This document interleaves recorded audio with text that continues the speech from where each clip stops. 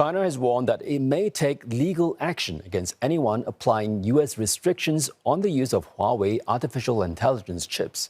The latest rift in the hotly contested AI sphere takes place barely 2 weeks after the two sides reached a tentative truce over tariffs. CNA's Tan Si-hui reports.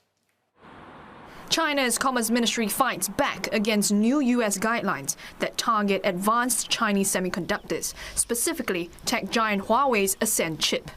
An unnamed ministry spokesperson cited in the statement released on Wednesday morning condemned the U.S. for what it called abuses of export controls to contain and suppress China.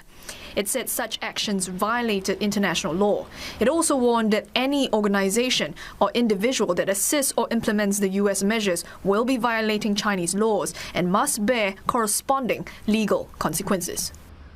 PRC side is probably trying to send another signal to the US to make sure that the US hears them before deciding on whether they want to take action. So it's a warning, and I think it's a reservation of the right to retaliate. What that retaliation might actually look like, it's not entirely clear. What we've seen with PRC retaliation previously is that it doesn't have to be symmetrical. So when there was tariffs, they restricted rare earths. So there can be some calibration.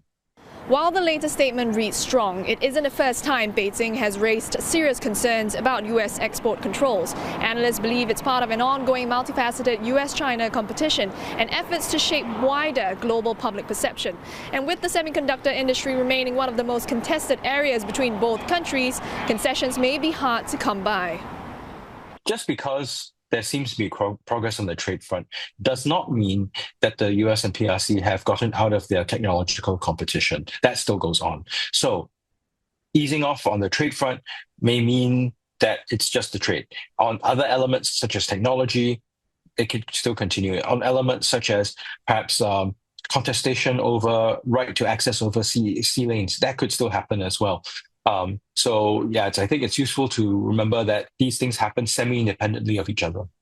US and China made a truce in Geneva early this month to scale back tariffs for 90 days. But with the stakes so high for both sides, tensions will likely continue to simmer in the future. Tan Si-hui, CNA, Beijing.